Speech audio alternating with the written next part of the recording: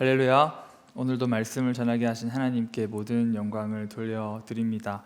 사랑하는 여러분, 참된 신앙이란 무엇일까요?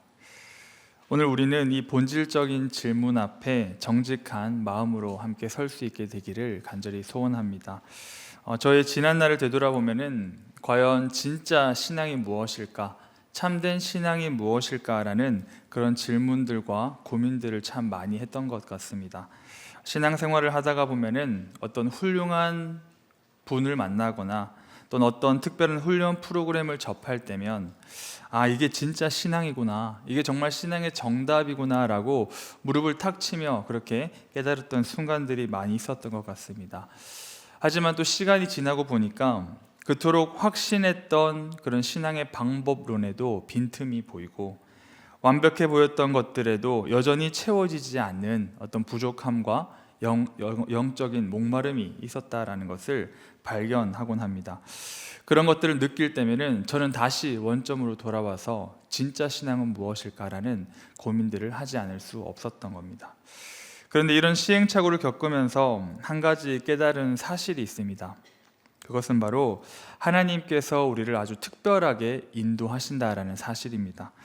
우리의 죄성과 우리의 연약함, 그리고 급한 성격을 누구보다 잘 아시는 하나님께서는 결코 우리에게 이게 정답이다라고 답지를 마냥 던져주시지는 않는다라는 거죠. 때로는 먼 길을 돌고 돌아서 스스로 깨닫기도 하시고요, 때로는 막막한 상황 속에서, 답답한 상황 속에서 인내의 시간을 가지게도 하십니다. 머리로 아는 정답이 아니라 우리의 영혼의 깊은 곳에 그 말씀이, 그 교훈이, 그 진리가 새겨지기 위하여 그런 필수적인 과정들을 반드시 거치게 하는 그러한 방식으로 우리를 인도할 때가 참 많이 있더라는 거죠. 신앙은 결과가 아니라 바로 과정 속에 쌓여가는 것이기 때문입니다. 이것은 마치 우리가 운동을 배우는 원리와도 비슷한 것 같습니다. 예를 들어서 우리가 탁구를 한번 배운다고 생각을 해보았을 때 머리로는 어떻게 우리가 생각을 합니까?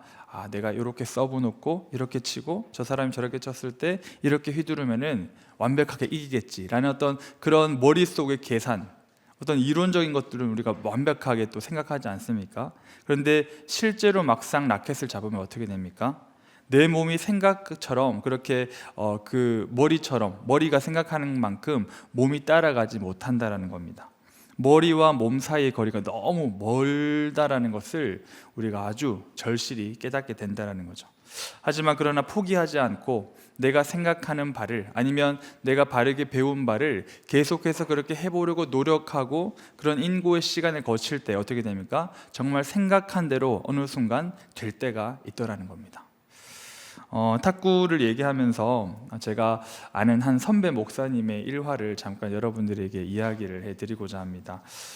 제가 아는 어떤 선배 목사님 한 분이 대학 시절에 탁구에 아주 깊이 빠졌습니다. 빠져가지고 얼마나 열심히 쳤는지 나중에는 대학교 졸업할 때 되니까 적수가 없었대요. 그래서 대학을 평정하고 그렇게 졸업을 했다고 합니다. 이제 탁구계에서 내가 하산을 해도 되겠다라고 생각을 하면서 군대를 갔는데 웬걸요? 군대에 그 무림의 고수들이 너무 많은 거예요.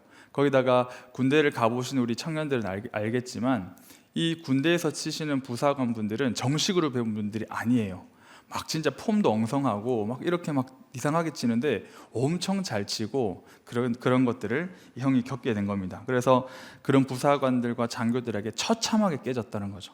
하지만 오기가 생긴 이 목사님께서는 열심히 군생활 가운데서도 탁구를 손에 놓지 않았고 결국에 어떻게 됩니까? 그 부대까지도 완전히 평정을 했다고 합니다. 그래서 이제는 내가 어느 정도 궤도에 올랐겠구나 라 생각하고 이제 군대를 전역해서 어디로 갑니까? 이제 목회의 길을 걷기 위해서 신대원을 가게 됩니다. 신대원을 갔는데 전도사님들이 너무 잘 치는 거예요. 사역 안 하고 탁구만 치는지 정말 막 가니까 고수들만 막 모여 있는 겁니다. 그래서 내가 어느 정도 어느 궤도에 올랐다라고 생각을 했는데 이 제야의 고수들에게 막 다 깨지는 거죠. 그래서 또 거기서도 어떻게 합니까? 사역은 또 사역들을 열심히 했지만, 공부도 열심히 했지만 또 남는 시간에는 탁구를 정말 열심히 쳤다고 합니다. 탁구를 열심히 치고 결국에는 이 신대원까지도 아예 평정을 하고 이제 신대원을 졸업을 하겠다고 합니다. 졸업을 해서 이제 정말 탁구에 적수가 없겠구나라고 생각을 하면서 졸업 후에 이제 좀 몸을 풀려고 동네 탁구장을 갔대요. 동네 탁구장을 갔는데 저기 구석에 계시는 한 할머니가 계시는데 그 할머니에게 처참하게 깨졌다고 합니다.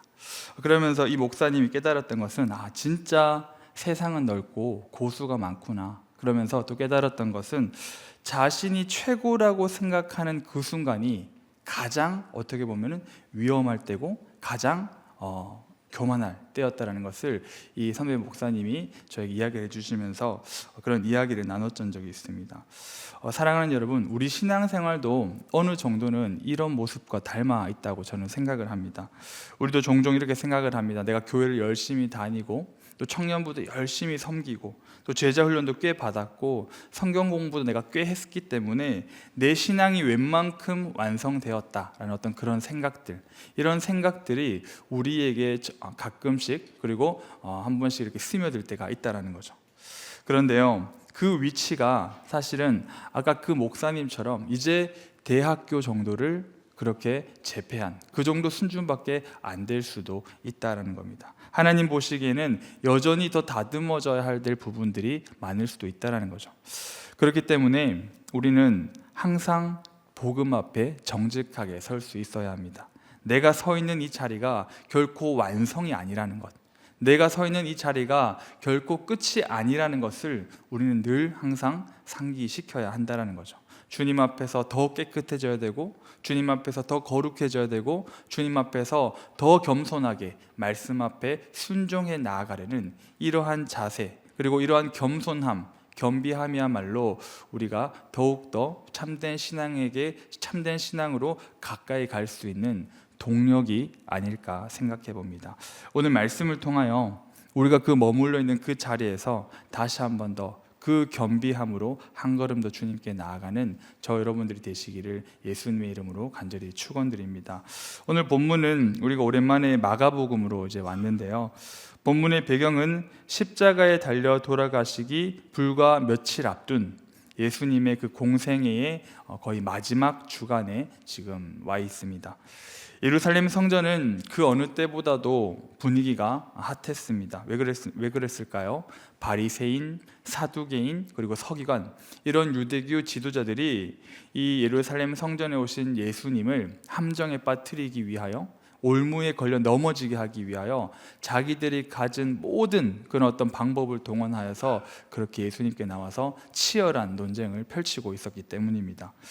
그런 소란스러운 현장에 오늘 말씀을 보니까 한 서기관이 등장을 하고 있습니다. 28절 말씀을 보시면 서기관 중 한 사람이 그들이 변론하는 것을 듣고 예수께서 잘 대답하신 줄을 알고 나와 묻되 모든 계명 중에 첫째가 무엇이니까?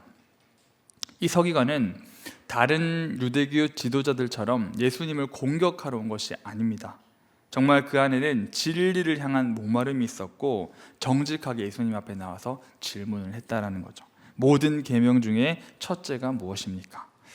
이 질문에 예수님께서 대답을 하십니다. 오늘 말씀 29절과 30절에 있는데요. 여러분들 가지고 계신 성경을 가지고 같이 한번 읽어봤으면 좋겠습니다. 12장 29절 30절 말씀입니다. 함께 읽어보겠습니다. 시작. 예수께서 대답하시되 첫째는 이것이니 이스라엘아 들으라. 주 곧 우리 하나님은 유일한 주시라. 내 마음을 다하고 목숨을 다하고 뜻을 다하고 힘을 다하여 주 너의 하나님을 사랑하라 하신 것이요. 서기관의 질문에 예수님께서는 이 모든 성경을 정말 하나의 키워드로 지금 얘기하고 계십니다. 무엇입니까? 핵심 중에 핵심, 바로 사랑을 지금 얘기하고 계십니다. 모든 성경에 있는 모든 말씀, 모든 율법, 모든 계명은 바로 이 한 가지 사랑을 가리키고 있다라고 예수님께서 정리를 해주시는 거죠. 그리고 조금 더 자세하게 이렇게 말씀하십니다. 내 마음을 다하고 목숨을 다하고 뜻을 다하고 힘을 다하여 주 너의 하나님을 사랑하라, 이렇게 말씀하십니다. 예수님께서는 왜 굳이 마음, 그리고 목숨, 뜻, 힘, 이런 어떤 단어들을 나열하시면서 사랑을 해야 한다라고 강조를 하셨을까요? 우리가 여기서 한 가지 기억하고 넘어가야 할 개념이 있습니다. 그것은 바로 우리 인간이 어떻게 구성되어 있는지 그 존재를 먼저 알아야 된다는 거죠. 일반 공교육 과정, 여러분들이 일반 학교를 다니셨다면 초등학교부터 고등학교 때까지 그 12년의 과정 가운데 여러분들은 진화론으로 이렇게 인간에 대해서 배웠고, 우리 인간이 그저 물질로 구성된 존재라고 그렇게 배웠을 것입니다. 그러나 하나님의 말씀인 성경은 우리 인간이 단순한 물질로만 구성되어 있다라고 말하지 않습니다. 하나님께서는 우리를 지으실 때 하나님의 형상, 즉 자신의 형상으로 우리를 만드셨다라고 얘기를 하십니다. 이것은 하나님의 육체를 닮았다라는 것이 아닙니다. 하나님께서는 영이시기 때문에 육체가 없으십니다. 팔다리가 있고 눈, 코, 입이 있는 것이 아니라는 거죠. 그렇기 때문에 우리가 하나님의 형상으로 창조되었다라는 말은 하나님의 팔다리나 눈, 코, 입을 닮았다 이런 의미가 아니라 바로 하나님의 인격을 닮았다, 하나님의 성품을 닮았다 이런 의미가 되는 겁니다. 그래서 그것을 조금 더 정확하게 표현을 하면은 우리의 인격은 바로 하나님의 지성, 그리고 하나님의 감정, 그리고 하나님의 의지, 이 지성과 감정과 의지, 이 전인격을 우리가 닮았다, 이런 표현이 바로 우리가 하나님의 형상대로 창조되었다라는 그런 말이 되는 거죠. 결국에 예수님께서 오늘 말씀에서 마음과 뜻과 목숨과 힘을 다하여서 하나님을 사랑하라고 하신 이 명령은요, 우리의 존재, 즉 우리가 가진 지성, 우리가 가진 감정, 우리의 의지를 다 동원하여서 바로 너의 하나님을 사랑하라 라고 얘기를 하시는 겁니다. 이 전인격이 하나로 통합되어서 머리로 아는 것으로만 끝나는 것이 아니라, 가슴으로 느끼는 것으로만 끝나는 것이 아니라 너의 삶과 너의 행동과 너의 모든 의지가 변하도록 이 모든 전인격이 동원되어서 바로 주 너의 하나님을 사랑해야 한다라는 것을 주님께서 분명히 가르쳐 주고 계시는 대목이라는 거죠. 이 말씀을 우리는 다시 한 번 더 마음에 새겨야 할 것입니다. 우리 신앙의 핵심은 바로 우리의 마음과 뜻과 목숨과 힘을 다하여 하나님을 사랑하는 것이고, 그리고 이 사랑이 바로 우리가 신앙생활하는 모든 것들의 근거가 되어야 합니다. 뿌리가 되어야 합니다. 그리고 이 말씀을 통하여 다시 한 번 더 우리의 현재 신앙은 어떤 상태에 있는지도 점검을 해보면 좋을 것 같습니다. 하나님께 정말 나의 마음과 나의 뜻과 나의 힘과 나의 모든 목숨을 다하여서 하나님을 사랑하고 있는 그런 전부를 드리고 있는 우리의 신앙인지, 아니면 우리의 가장 중요한 것들은 잠깐 제쳐두고 우리의 가장 중요한 것들은 뒤로 잠깐 숨기고 일부만 주님께 드리고 있는 그런 신앙은 아닌지 우리가 오늘 말씀을 통하여 한번 점검하면서 되돌아봤으면 좋겠습니다. 오늘 말씀 속에 등장하는 여러 인물들을 우리가 함께 살펴볼 텐데요, 그 인물들의 어떤 신앙의 어떤 상태를 바라보면서 주님께서 기뻐하시는 참된 신앙이 무엇인가를 더 깊이 고민하고 주님께 나아가는 저 여러분들이 되기를 예수님의 이름으로 간절히 소원합니다. 오늘 우리는 28절부터 34절까지 말씀을 먼저 보면은 진리를 향한 아까 말씀드린 정직한 그 갈망을 가진 서기관 한 명을 발견하게 됩니다. 당시 바리새인과 사두개인들이 예수님을 넘어뜨리려고 논쟁을 벌일 때 이 서기관만큼은 예수님의 답변, 예수님의 지혜에 감동하여서 그렇게 정직하게 나왔다라는 거죠. 그래서 아까 말씀드린 것처럼 모든 계명 중에 첫째가 무엇입니까? 라고 이렇게 물었고, 예수님께서는 바로 하나님 사랑, 이웃 사랑이다 라고 그렇게 이야기를 해주셨습니다. 이 말씀에 서기관이 어떻게 반응하냐면은 선생님 옳습니다 라고 얘기를 하면서 유대인들이 목숨처럼 지키는 그런 수많은 제사 의식보다 그것이 중요한 것이 아니라 그 안에 담겨있는 그 계명과 그 율법 안에 담겨있는 바로 이 사랑, 하나님을 사랑하고 그 사랑으로 말미암아 내 자신과 같이 이웃을 사랑하는 그 사랑이 바로 이 율법의 핵심입니다 라고 그렇게 동의를 하는 거죠. 이 지혜로운 대답을 들으신 예수님께서는 그를 칭찬하시면서 이렇게 말씀하십니다. 네가 하나님 나라에서 멀지 않도다.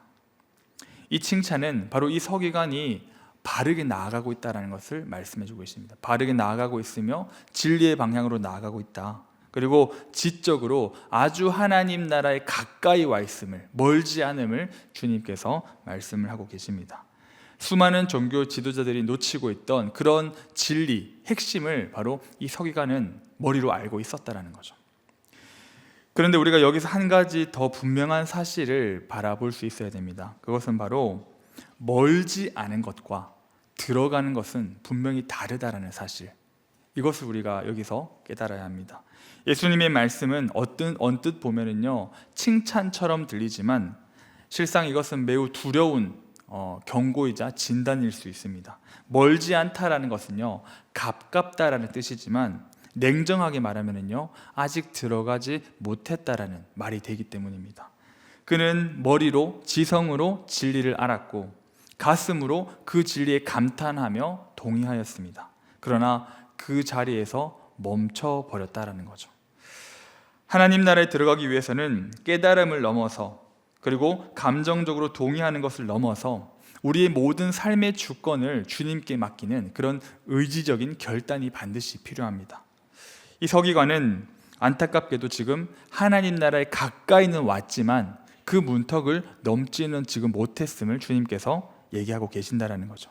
물론 이 사건 이후에 서기관이 정말 하나님의 제자가 되었는지, 정말 예수 그리스도를 진실로 따르는 참된 신앙을 가졌는지의 여부는 우리가 알 수는 없습니다. 그러나 오늘 장면을 통하여서 예수님께서 우리에게 분명히 말씀하고 계신 교훈은 하나님 나라에 가까운 것으로 만족하는 것이 아니라 진짜 들어가야 된다는 것을 분명히 이야기하고 있다는 거죠. 나중에 우리가 하나님 앞에 가서 하나님, 저 정말 그래도 하나님 나라에 가까이 갔었습니다. 저 정말 하나님 나라에 진짜 가까이 갔어요. 멀지 않은 곳까지 저 정말 열심히 갔습니다. 아무리 그렇게 얘기해 본들 그게 정상 참작이 될까요? 우리가 잘 알고 있지 않습니까? 성경의 결론은 천국과 지옥 아니면 중간은 없다라는 사실, 하나님 나라의 안에 있는 자가 아니면 밖에 있는 자라고 성경은 분명히 이야기를 하고 있기 때문에 우리가 그것을 다시 한 번 더 마음에 새길 수 있어야 한다는 것이죠. 오늘날 교회 안에도 이 문턱을 넘지 못하고 있는 사람들이 참 많이 있는 것 같습니다. 좋은 말씀에 그렇지 라고 고개를 끄덕이기도 하고요, 꽤 많은 성경 지식을 가지고 있기도 하고, 또 기독교가 말하는 그런 많은 가치관에 머리로 동의하고 감정적으로도 많이 동의하기도 합니다. 하지만 정말 중요한 순간, 정말 어려운 순간, 정말 내 삶의 주권을 정말 주님께 맡겨야 하는 그 순간에는 한없이 뒤로 물러서는 그러한 모습들이 있다는 거죠. 내가 정말 중요하다고 생각하는 그 부분에서는 하나님과 신앙을 개입시키려 하지 않습니다. 그런데요, 이런 생각과 이런 삶이 계속해서 지속된다면, 변하지 않는다면 그것은 하나님 나라에 가까이 가긴 했지만 결코 하나님 나라에 들어간 사람이라고 말할 수 없다라는 거죠. 거의 우승할 뻔했다, 이거 무슨 말입니까 여러분? 우승하지 못했다라는 거죠. 거의 성공할 뻔했다, 무슨 말입니까? 성공하지 못했다라는 말입니다. 여러분 해외여행 갈 때 어떻게 가십니까? 우리가 먼저 인천공항으로 가야 됩니다. 인천공항으로 보딩 시간보다 한 몇 시간 일찍 도착을 해서 수속도 마치고 짐도 맡기고 또 보안 검색대를 통과합니다. 그리고 지나가다가 우리가 면세점도 한번 이렇게 들려보고요, 그리고 이제 어떻게 됩니까? 탑승구 앞까지 게이트를 확인하고 거기 앞에서 우리가 기다린다는 거죠. 거기 보면은 내가 타고 갈 비행기도 보이고요, 또 유리창 너머에서 막 비행기들이 이렇게 이륙하는 장면들도 우리가 보게 됩니다. 조종사와 승무원들이 준비하는 것들도 보이고, 다른 승객들, 나랑 함께 갈 승객들이 근처에 앉아 있는 것도 우리가 보게 됩니다. 그런데 만약에 내가 귀에 이어폰을 꼽고 거기다가 노이즈 캔슬링까지 하고 그렇게 이제 앉아 잠이 드는 겁니다. 아니면 잠깐 자리를 비우게 됩니다. 그런데 그런 어떤 시간이 지나서 내가 탑승 시간을 놓쳐서 30분, 1시간이 지났다라고 우리가 생각을 해보면 어떻게 됩니까? 문 앞에 있는 직원에게 뒤늦게 달려가서 저 여기 바로 앞에 있었습니다. 저 이 탑승구 바로 앞에 있었고요, 저 이 비행기가 어디 가는지도 알고요, 이 비행기가 무슨 이름인지 다 압니다. 티켓도 여기 있습니다 라고 아무리 그 직원에게 우리가 말해 본들 비행기가 떠났다면은 우리는 탈 수 없다라는 거죠. 물론 극단적인 예이긴 합니다. 방송에서 이렇게 우리를 찾기도 하고 탑승자가 안 타면은 이렇게 찾기도 하죠. 그러나 제가 말씀드리고 싶은 것은 탑승구 앞에 앉아 있는 것과 비행기를 타는 것은 천지 차이라는 것이죠.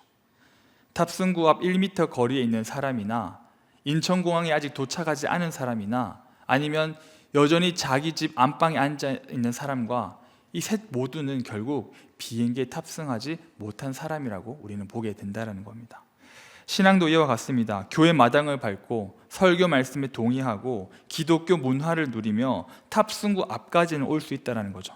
하지만 정말 믿음의 발걸음을 한 걸음 떼어내어서 주님께서 예비하신 그 믿음의 좌석에 앉지 않는다면 그 비행기는 우리를 태우지 않고 떠나가 버릴 것입니다.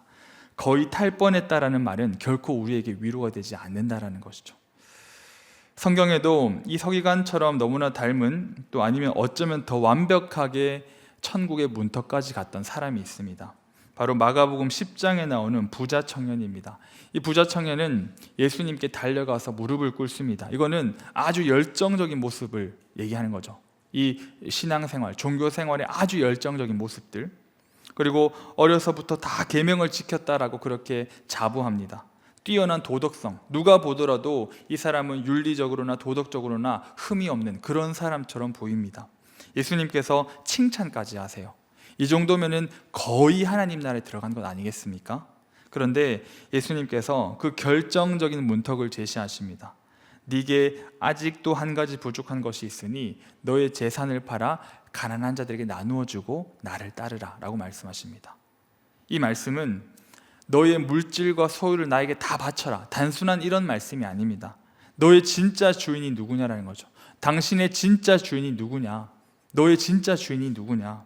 너의 주인이 너의 소유냐? 너의 물질이냐? 너의 관계냐? 너의 이미지냐? 아니면 너의 자아 실현이냐? 아니면 바로 너의 주인이 나 예수 그리스도냐? 라는 이 주권을 묻고 있는 문제입니다. 질문입니다. 이 질문에 부자 청년이 이렇게 대답하죠. 아무런 말 없이 슬픈 기색을 띠고 근심하며 돌아가게 됩니다. 사랑하는 여러분, 부자 청년도 예수님을 만났습니다. 대화도 했고요, 예수님께 칭찬까지 들었습니다. 천국 문고리까지 잡았습니다. 그러나 그는 돌아갑니다. 예수님을 만났다는 사실이 결코 그를 구원하지 못했다는 거죠. 그는 역사상 가장 하나님 나라에 가까이 갔지만 가장 비참하게 돌아서 버린 유사 그리스도인이었음을 우리는 다시 한번 더 말씀을 통하여 보게 됩니다. 빌립보서 2장 12절에는 이런 말씀이 있습니다. 그러므로 나의 사랑하는 자들아, 너희가 나 있을 때뿐 아니라 더욱 지금 나 없을 때에도 항상 복종하여 두렵고 떨림으로 너희 구원을 이루라. 다시 한번 읽어드릴게요. 그러므로 나의 사랑하는 자들아, 너희가 나 있을 때뿐 아니라 더욱 지금 나 없을 때에도 항상 복종하여 두렵고 떨림으로 너희 구원을 이루라. 이 두렵고 떨림으로 너희 구원을 이루라라는 이 말씀은요, 우리가 항상 깨어 있어야 함을 말해주는 그런 말씀입니다. 구원의 여부는요, 하나님만이 아십니다. 구원의 여부는 오직 하나님의 주권 안에 달려있다는 것이죠. 진짜 믿음으로 구원받은 하나님의 자녀는 이 빌립보서 말씀을 통하여서 어떻게 깨닫습니까? 아, 내가 더 깨어 있어야 되겠구나. 현실에 안주하는 것이 아니라, 내가 이 정도의 신앙으로 만족하는 것이 아니라 더 두려움으로, 더 떨림으로 내가 이 구원을 주님 앞에 더 정직하게 나아가야 되겠구나 라는 어떤, 그렇게 살면서 또 그 삶의 열매로 자신이 정말 하나님의 구원받은 자녀임을 증거하는 그런 삶을 살게 될 거라는 것이죠. 결코 이것은 행위로 얻는 구원을 얘기하는 것이 아닙니다. 진짜 믿음이 있는 자들에게 맺히는 성령의 열매를 이야기한다는 것이죠. 진짜 믿음이 있고 정말 구원받은 하나님의 자녀들은 이 두렵고 떨림으로 구원을 이루라는 말씀을 듣고 더 정진하게 될 것입니다. 혹여나 나에게 부족함이 없는가? 혹여나 나의 연약함이 없는가? 혹여나 나의 주님께서 보시기에 기뻐하시지 않는 모습은 없는가? 철저히 점검하면서 정말 두렵고 떨림으로 주님 앞에 한 걸음 한 걸음 나아가게 될 것이라는 거죠. 더 겸손하게 나아가게 될 것입니다. 이 말씀을 붙들고. 그러나 문제는 무엇입니까? 거의 하나님 나라에 간 것으로 만족하는 자들, 거의 하나님 나라에 내가 가까이 간 것으로 만족하는 자들, 예수님을 그냥 한번 만난 것으로 만족하는 자들, 이런 상태에 안주하는 태도를 가진 자들에게 이 말씀은 분명히 경고를 하고 있다는 거죠. 우리는 다시 한 번 더 이 말씀을 붙들고 주님 앞에 나아가야 될 것입니다. 주님은 이 말씀을 붙들고 긴장감을 놓치지 않고 늘 깨어 있기를 원하신다라는 거죠. 마지막 때에 진짜 믿음을 보겠느냐라는 주님 앞에 다시 한 번 더 우리는 겸손하게 우리의 신앙을 점검하며 두렵고 떨림으로 나아갈 수 있어야 할 것입니다. 지금까지 지성의 깨달음과 감정의 동의까지 갔던 서기관을 우리가 함께 살펴보았습니다. 물론 이후에 서기관이 정말 부자 청년처럼 슬픈 기색을 띠고 돌아갔는지, 아니면 니고데모처럼 정말 신실한 하나님의 제자가 되었는지, 그건 우리가 알 수는 없습니다. 그런데 이런 지적인 동의의 단계까지도 나아가지 못하고 완전히 진리에서 벗어난 그러한 서기관들도 있었습니다. 그 다음 말씀을 한번 보시면요, 예수님께서 서기관들을 삼가라라고 말씀하시면서 또 하나의 교훈을 주고 계시는데요, 이 서기관들은 자신들도 하나님 나라에 들어가지 못하지만 다른 사람들까지도 그 하나님의 나라로 가는 길을 막는, 그 문을 막아서는 그러한 자들이었습니다. 그들의 문제는 가장 먼저 이 지성의 문제에서부터 시작이 되었습니다. 그들은 단순히 다윗의 자손, 그리스도를 다윗의 자손, 즉 이 그리스도를 민족적으로 그리고 정치적으로만 회복할 그런 어떤 왕으로만 생각을 했던 것 같습니다. 35절부터 37절까지 나오는 이야기가 바로 그 이야기입니다. 성경에 대한 이해가 아주 해박하고 정말 깊은 것처럼 그렇게 스스로 생각했지만, 사실 가장 중요한 그리스도가 진짜 누구인지, 그리스도가 진짜 하나님의 아들이시자 하나님이라는 그 놀라운 사실을 이들은 전혀 모르고 있었다는 것이죠. 그리스도는 단순한 선지자가 아니라 유대인들이 가장 위대하다고 생각했던 다윗조차도 주님이라고 부를 만큼, 그 다윗조차도 주님이라고 부를 만큼 위대한 하나님이심을 그들은 전혀 알지 못했다는 거죠. 결국 이들의 무지함이 어디로 연결됩니까? 이 무지함이 결국 그들의 삶으로 연결이 되고, 결국 이 예수님에 대한, 그리스도에 대한 그릇되고 잘못된 신앙의 지성이 결국 그들의 삶까지도 추악하게 바꿔버렸다는 것이죠. 38절부터 40절까지 말씀을 가지고 계신 성경을 한번 봐주시기 바랍니다. 예수께서 가르치실 때에 이르시되 긴 옷을 입고 다니는 것과 시장에서 문안받는 것과 회당의 높은 자리와 잔치의 윗자리를 원하는 서기관들을 삼가라. 그들은 과부의 가산을 삼키며 외식으로 길게 기도하는 자니 그 받는 판결이 더욱 중하리라. 예수님께서는 이 서기관의 아주 적나라한 실상을 얘기해 주시는데요, 긴 옷을 입고 다니고 시장에서 문안받기를 즐기는 것은 바로 이들이 가진 명예욕을 얘기합니다. 명예욕. 그리고 회당의 높은 자리와 잔치의 윗자리를 탐하는 모습은 이들의 권력욕을 얘기합니다. 그리고 결정적으로 그들은 가장 약한 자로 분류되는 과부의 재산을 삼키는 이 아주 탐욕을 보여주고요, 또 이런 모든 악행들을 감추기 위하여 외식과 위선으로 모두가 보는 앞에서 길게 기도하는, 아주 오랫동안 기도하는 이러한 모습을 보여줍니다. 어떻습니까 여러분? 하나님에 대한 지식, 하나님을 향한 그 바른 지식, 그리스도를 향한 그 바른 지식이 없을 때 바로 이러한 삶으로 흘러갈 수밖에 없다라는 것을 오늘 말씀이 분명히 얘기해 주고 있다는 거죠.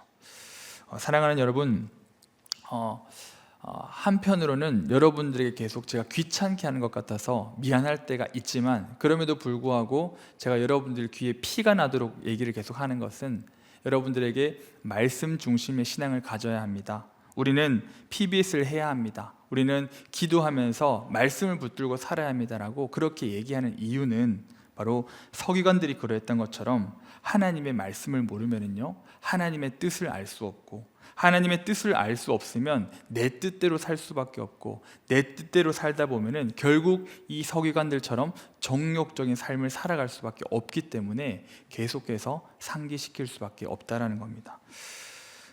요즘 정말 많은 이단들이 청년을 노리는 것 같습니다. 뉴스에도 많이 나오고 있고요. 또 저는 이제 과거 사역 경험하면서 많은 어떤 이단과 또 이단에 빠진 청년들을 경험한 적이 있습니다. 특히 많은 이단들이 청년들을 노리는데요, 그 중에서도 열심히 있는 청년들을 노립니다. 뭔가 신앙의 갈급함이 있는데 말씀에 깊게 뿌리 내리지 못하는 청년들이 바로 그들의 주 타겟이 보통 된다라는 거죠. 특히 대학가는 지금 영적 전쟁터입니다. 그리고 그들은 가장 친절한 모습으로, 가장 지적인 모습으로, 그리고 가장 따뜻한 모습으로 여러분들에게 다가올 것입니다. 새학기가 되면은 캠퍼스 곳곳에서 설문조사를 합니다. 심리 테스트도 하고요, MBTI 검사, 타로 상담, 또 막 당신의 피부톤이 쿨톤인지 웜톤인지, 진짜예요 여러분. 그리고 피부 알레르기, 저는 진짜 당해봤어요. 피부 알레르기 검사로 하니까 번호를 달라고 해서 그렇게 또 접근하기도 합니다. 그래서 우리가 상상하지도 못하는 방법으로 접근들을 한다라는 거죠. 그러면서 조금씩 이제 관계가 되고 조금씩 이제 대화가 되면은 많이 힘든 어떤 여러분들의 부분들을 건드리면서 뭐 진로 때문에 고민이 많다라든지 어떤 그런 식으로 얘기를 한다라는 거죠. 여러분들의 아픈 곳을 정확하게 잘 집어냅니다. 근데 여러분 잘 생각해 보면요, 진로 때문에 고민이 없는 대학생들이 얼마나 될까요? 그런데 마음이 되게 이렇게 약해져 있거나 그렇게 좀 공허할 때는 그런 질문만 들어도 엄청 따뜻하게 받아들이게 되거든요. 그러다 보면은 그렇게 자연스럽게 그들과 친해지고 넘어가게 된다라는 거죠. 그래서 이렇게 하나님을 사랑하고 싶은데 정말 채워지지 않는 그런 갈급함이 있는 청년들이 많이 노린다라는 거죠. 기성교회는 다 썩었다라고 얘기를 하면서 말씀의 비밀은 바로 여기에만 있다라고 얘기를 하면서 그런 청년들에게 계속해서 또 이제 유혹을 하고 미혹을 한다라는 거죠. 이것은 제가 추측해서 이야기를 드리는 것이 아니라 실제로 신천지에 들어간 청년들, 그리고 그것을 상담하는 목사님과 다 이야기하고 경험하면서 알게 된 사실입니다. 그리고 이단뿐만이 아닙니다. 이단과 건강한 교회 그 경계선에 있는 그런 교회도 되게 많이 있거든요. 근데 그런 것들 우리가 어떻게 분별해야 되느냐, 그런 것들을 우리가 어떻게 제대로 된 이 신앙을 가진 곳인지, 제대로 된 교리를 가르치는 곳인지 우리가 어떻게 분별할 수 있느냐, 이런 것들은 바로 말씀에 있다는 겁니다. 위조 지폐를 감별하는 가장 좋은 방법은요, 수천 가지 방법이 넘는, 그리고 계속해서 발전되는 위조 지폐 기술을 공부하는 것이 아니라 진짜 위조 지폐를 감별할 수 있는 정말 탁월한 방법은 진짜 지폐를 확실하게 아는 겁니다.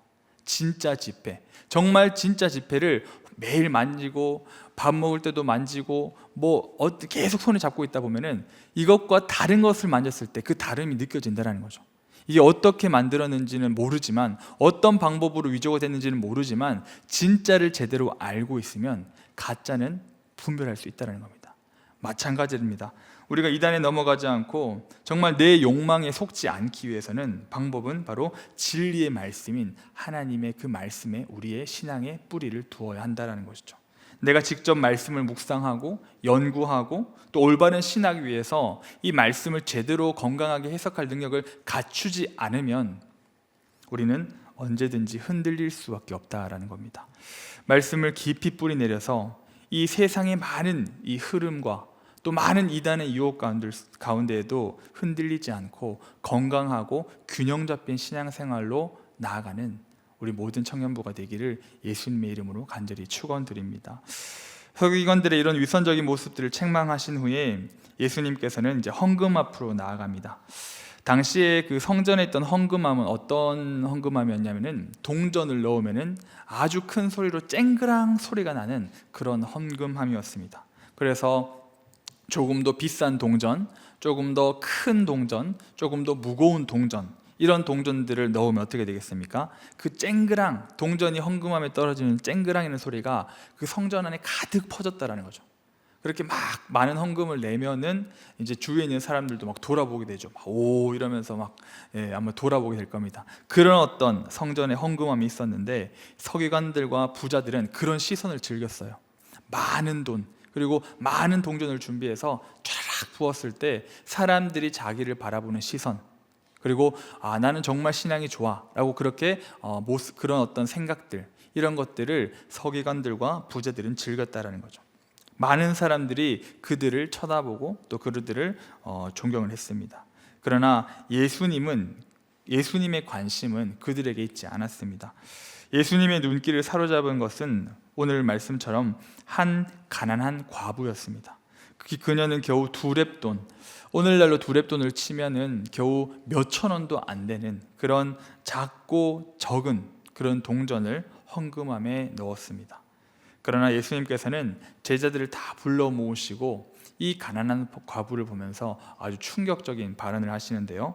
우리 가지고 계신 성경을 가지고 43절과 44절 한번 같이 읽어보겠습니다. 12장 43절과 44절입니다. 시작.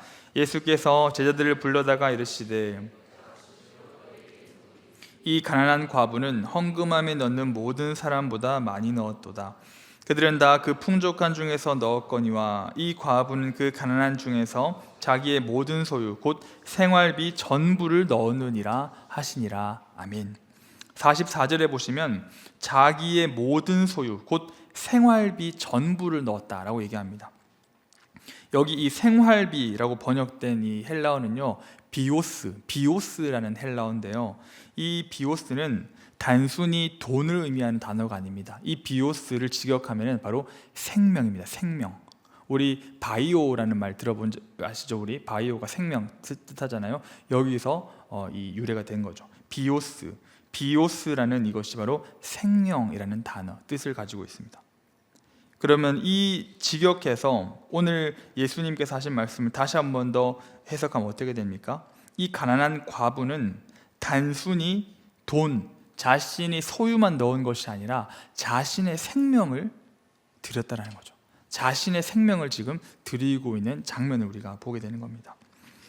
과부인 그녀에게 이 2렙돈은 하루를 연명할 수 있는, 생존할 수 있는 바로 생명줄이었습니다. 당시 사회적으로 과부는 혼자 자립할 수 있는 존재가 아니었습니다. 남성 중심 사회에서 남편이 없다라는 것은 그저 조금 생활하기가 힘든 정도가 아니라 정말 생존의 위협을 받을 수밖에 없는 그러한 위치였다라는 거죠. 그런데 그런 와중에도, 그렇게 정말 생존의 위협을 받는 그 와중에도 자신의 생명과도 같은 이 2렙돈을 드렸다는 거죠. 이것은 뭘 의미합니까? 하나님, 내 생명과 내 삶의 모든 주권은 하나님께 있습니다. 주님께서 나를 먹이시지 않으면, 주님께서 나를 살려주시지 않으면 저는 죽을 수밖에 없는 존재입니다 라는 그런 고백이 바로 이 2렙돈 안에 들어가 있었다는 거죠. 과부가 드린 것은 단순한 물질이 아니었습니다. 단순한 소유가 아니었습니다. 아까 제가 처음에 말씀드렸던 자신의 전 존재를 드렸다는 거죠.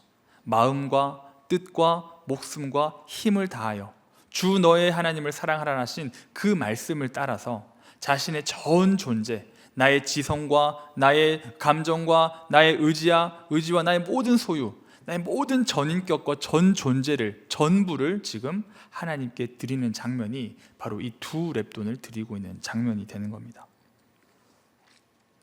이 전부를 드리는 과부의 믿음을 주님께서 칭찬을 하신 것이죠.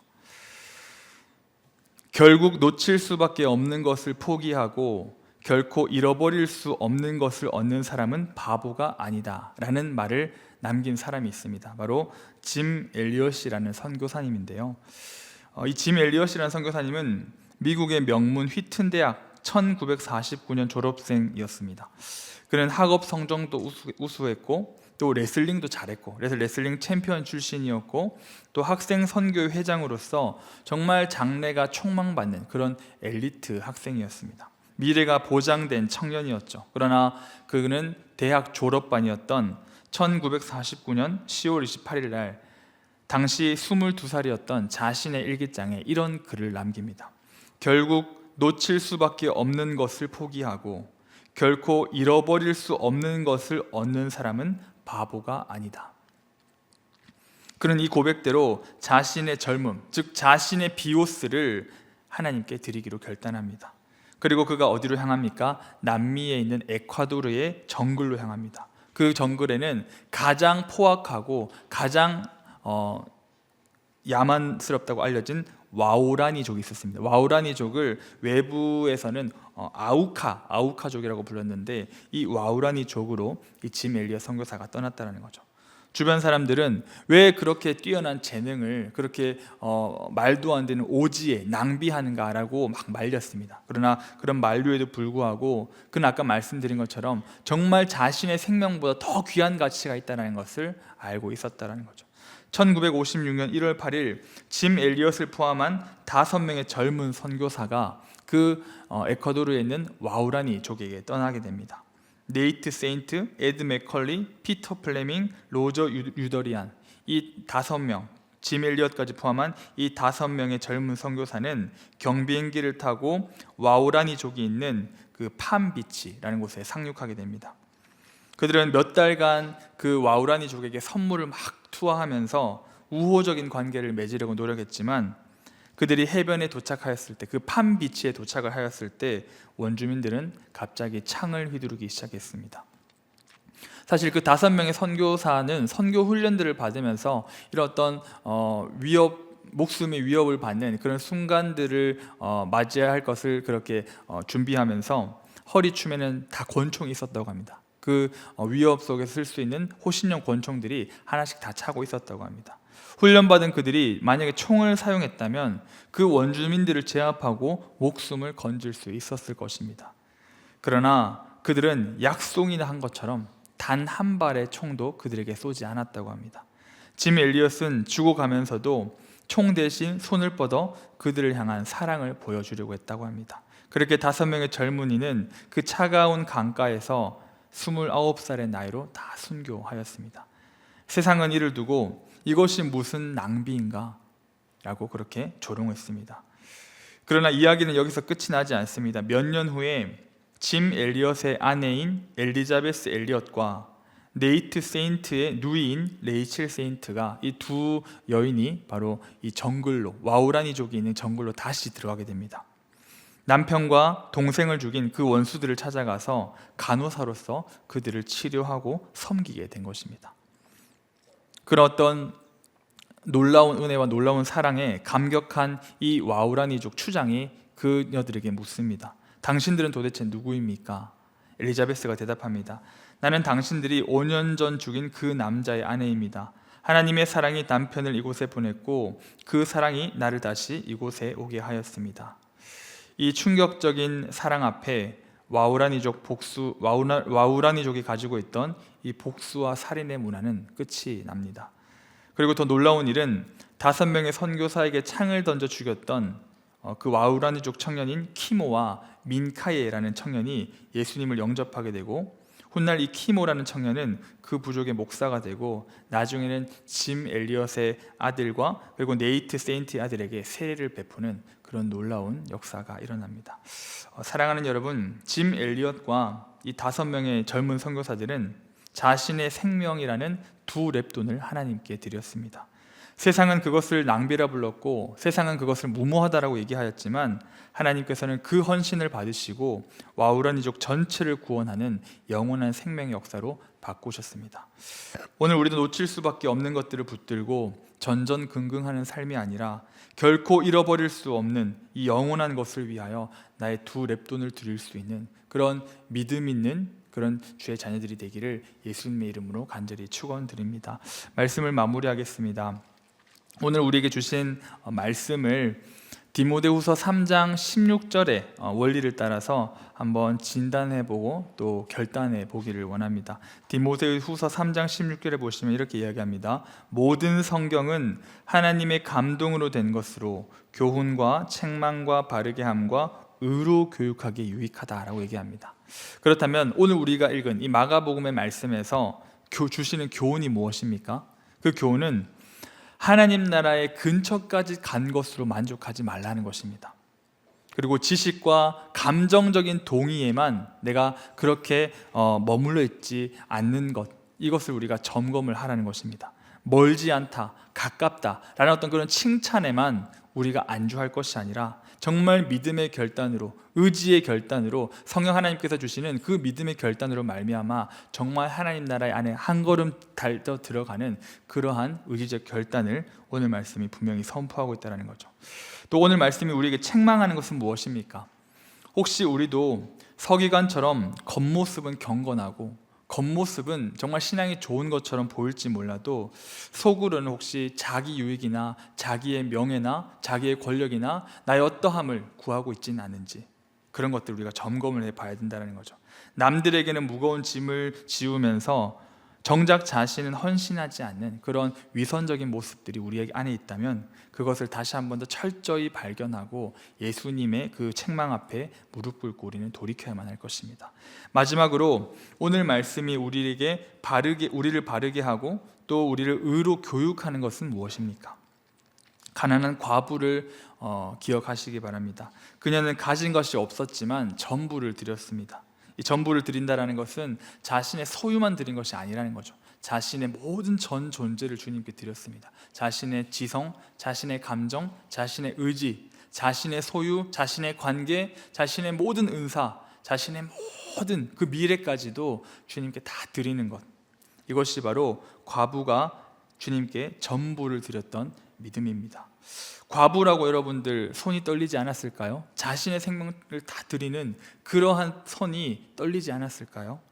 자신의 생명과도 같은 그 두 렙돈을 드리면서 두렵지 않았을까요?